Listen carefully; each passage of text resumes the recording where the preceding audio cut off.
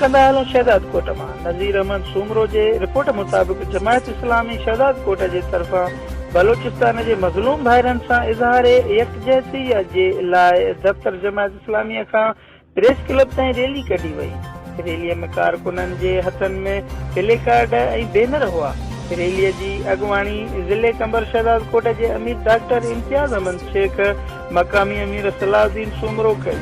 रैलीअ खे ख़िताब कंदे जमायत इस्लामी ज़िले कंबर शहदाद कोट जे अमीर डॉक्टर इम्तियाज़ अहमद शेख चयो त ग्वादर बलोचिस्तान जा माण्हू पंहिंजी बुनियादी सहूलियतुनि खां महरूम आहिनि।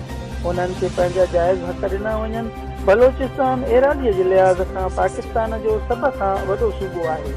कोयले, तेल, गैस समेत कुदरती वसीलनि सां मालामाल सूबो आहे। हुकुमराननि जी नाअहलीअ सबबि हितां जा माण्हू ज़िलत ऐं रुसवाईअ जी ज़िंदगी गुज़ारण ते मजबूर आहिनि।